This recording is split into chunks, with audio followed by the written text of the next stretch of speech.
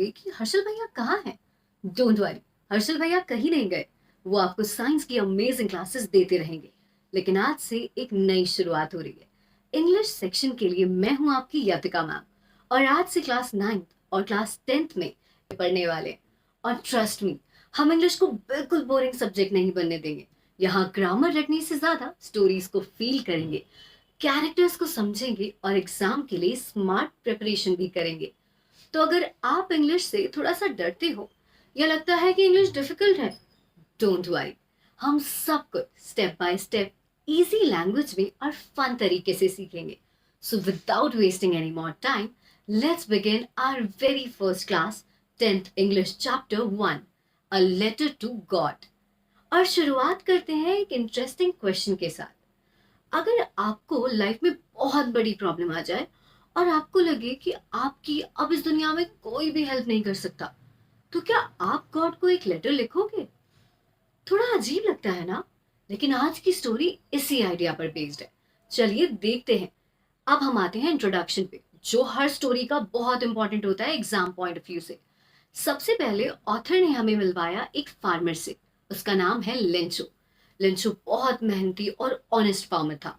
उसकी पूरी फैमिली की इनकम सिर्फ फार्मिंग पर डिपेंड करती थी।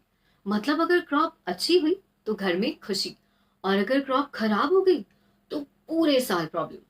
इसी वजह से लेंचो के लिए उसकी क्रॉप ही उसकी जिंदगी थी, जो इंडिया के हर फार्मर के लिए है। उनकी क्रॉप ही उनकी जिंदगी है। The beautiful crop is our first topic. एक दिन लेंचो अपने फील्ड्स को देख रहा था। उसकी क्रॉप बहुत हेल्दी, बहुत अच्छी थी। उसे एकदम सब कुछ परफेक्ट लग रहा था। लेंचो खुश था ऑब्वियसली, और उसने सोचा बस एक अच्छी सी बारिश हो जाए तो इस साल बम्पर हार्वेस्ट होगा। मतलब क्रॉप और भी अच्छी हो जाएगी। और ऐसा कह सकते हैं कि भगवान ने उसकी बात सच में सुन ली। और कुछ ही देर बाद आसमान में बादल आ गए, पहली बारिश शुरू हुई। पूरा परिवार खुश हो गया, लेंचू भी बहुत खुश था। सबको लगा कि उनकी दुआ एक्सेप्ट हो गई है। लेकिन यहीं से स्टोरी में असली ट्विस्ट आता है। और वो ट्विस्ट क्या है? Hello storm, the disaster. बारिश धीरे धीरे बहुत तेज हो गई, और फिर बारिश की जगह गिरने लगे हेल स्टोन्स, यानी बर्फ के बड़े बड़े गोले। पहले तो सबको लगा कि ये थोड़ी देर में रुक जाएगा, टेम्पररी हेल स्टॉर्म है। लेकिन हेल स्टॉर्म लगातार चलता रहा। पूरी क्रॉप बर्बाद हो गई। जो क्रॉप कुछ मिनट्स पहले लेंचो को एकदम परफेक्ट लग रही थी, कि ये उसे लग रहा था कि ये क्रॉप बम्पर है, वो अब पूरी तरह से डिस्ट्रॉय हो चुकी थी। लेंचो ने बहुत दुख के साथ कहा, इस साल हमारे पास कुछ भी नहीं बचेगा। आप सोचिए, एक फार्मर के लिए कितना पेनफुल होगा। पूरे साल की मेहनत सिर्फ कुछ ही मिनट्स में खत्म। मौसम बिगड़ जाने की वजह से उसकी पूरी मेहनत खराब हो गई। पर लेंचो का फेथ, ये हमारे चैप्टर का सबसे इंपॉर्टेंट टॉपिक है। अब सब लोग जब टेंशन में थे हेलस्टॉर्म की वजह से, पर एक इंसान, वो होपलेस नहीं हुआ। वो काम था, कंपोज्ड था, और वो था लेंचो। उसे पूरा यकीन था कि गॉड उसकी हेल्प जरूर करेंगे। और यही तो उसका फेथ था, यही उसका ट्रस्ट था, जो बहुत स्ट्रांग था। और उसने उसके ट्रस्ट के साथ एक बहुत ही अनयूजुअल सा डिसीजन लिया। उसने डिसाइड किया कि वो गॉड को एक लेटर लिखेगा। Yes, he decided to write a letter to God, सीधा गॉड को। उसने लेटर में लिखा कि उसकी क्रॉप डिस्ट्रॉय हो गई, उसको अपनी फैमिली बचाने के लिए 100 पैसोस की जरूरत है। और उसने एड्रेस लिखा टू गॉड। जस्ट इमेजिन, आज के टाइम में अगर कोई ऐसा करे तो शायद, शायद नहीं, एक्चुअली सब लोग हंसने लग जाएंगे। लेकिन लेकिन लेंचो के लिए ये मजाक नहीं था। उसका फेथ सच्चा था, उसका गॉड पे विश्वास सच्चा था। और इसी के साथ इस कहानी में एक और कैरेक्टर ऐड होता है, जो है पोस्ट मास्टर, जो इस कहानी को बहुत स्पेशल बनाता है। अब लेटर पहुंचता है पोस्ट ऑफिस। वहां का पोस्ट मास्टर जब एनवेलप देखता है तो पहले तो वो सरप्राइज हो जाता है।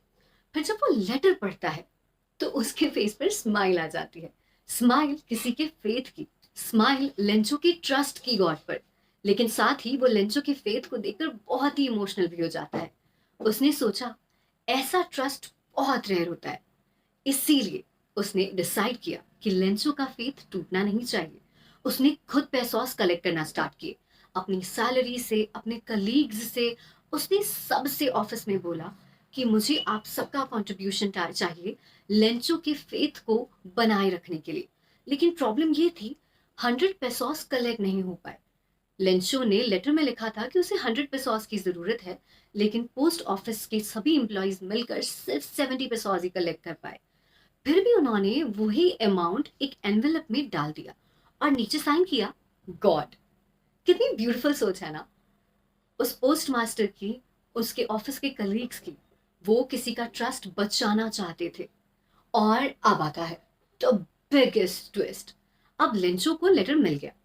उसने एनवेलप जैसे ही खोला, पेसोस देखे और उसने सोचा कि इसमें तो पेसोस कम है। उसने काउंट किया कि इसमें तो सिर्फ 70 पेसोस है। He asked for 100 pesos and he got 70 pesos. और यही आता है स्टोरी का सबसे फनी और शॉकिंग मोमेंट। लेंचो को बिल्कुल भी डाउट नहीं हुआ कि पेसोस गॉड ने भेजे हैं या नहीं। उसे 1% का डाउट नहीं था। उसको डाउट हुआ, लेकिन सिर्फ इस बात का डाउट हुआ कि गॉड ने तो पेसोस पूरे भेजे थे, लगता है पेसोस किसी ने बीच में चुरा लिए। और उसने डाउट किस पे किया? जस्ट अ वाइल्ड गेस, किसने किया होगा? पोस्ट ऑफिस के एम्प्लॉयज पर डाउट किया।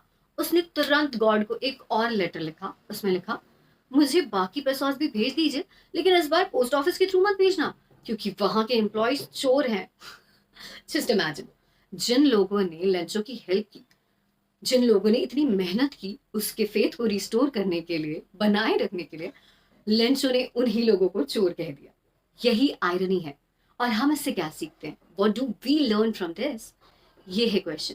यही हमें ऑथर सिखाना चाहते हैं। क्या लगता है आपको, क्या सिखाना चाहते हैं? सबसे पहला lesson, faith is powerful. Lencho का ट्रस्ट कभी नहीं टूटा। दूसरा लेसन, दुनिया में आज भी अच्छे लोग होते हैं, जैसे पोस्ट मास्टर और उसकी टीम।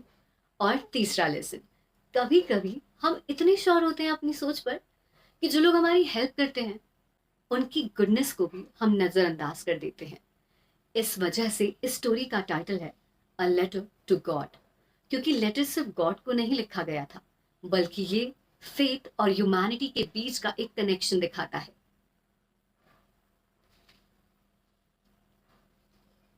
और इसी के साथ हम आते हैं अ लेटर टू और इसी के साथ हम आते हैं अ लेटर टू गॉड की एंडिंग पर।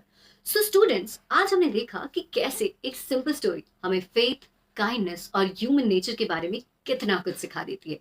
अगर स्टोरी अच्छे से समझ आ गई हो तो नेक्स्ट क्लास में हम इसका कैरेक्टर स्केच, इंपॉर्टेंट क्वेश्चंस और एग्जाम ओरिएंटेड एक्सप्लेनेशन भी कर लेंगे। अगर वीडियो पसंद आया हो तो लाइक जरूर कीजिएगा, चैनल को सब्सक्राइब करिएगा और अपने फ्रेंड्स के साथ शेयर कीजिएगा। और मिलते हैं नेक्स्ट इंग्लिश क्लास में। Till then keep learning, keep reading and keep smiling. Bye bye everyone.